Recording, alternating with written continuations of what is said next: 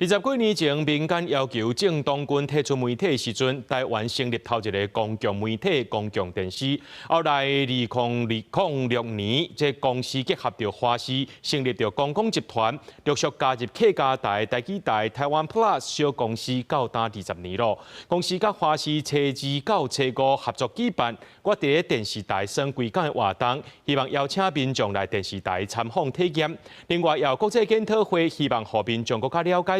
公共集團維護公共價值的件事。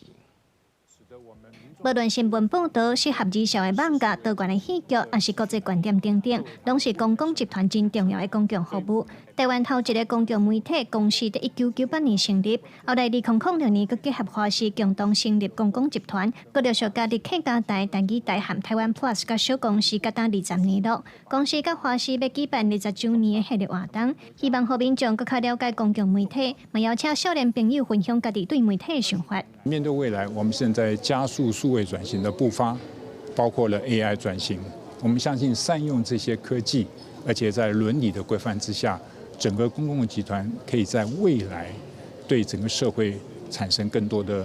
作用跟貢獻。未來台語新聞嘛，來咧做，其實嘛是會使就少，那這個時段要做嘛是會使去就少年人去做一個設計，讓少年人敢若講，迄是我咧看，啊若報了清楚，其實老大人嘛咧看。公司甲華視初2至初5合作舉辦，我佇電視台算規工的活動，希望邀請民眾來做主播體驗、配音互動，一個 VR 點正式體驗等等。另外，台語台今年7周年，也要結合台語片70周年的歷史，推出台語台接力影展，希望讓大眾了解早期台語片產業拍落來地基對台灣影視的貢獻。厝亂，為着厝亂，這來惹出感情的痛苦。你相信我一定會擱倒轉來。厦門話影片到台語片，啊到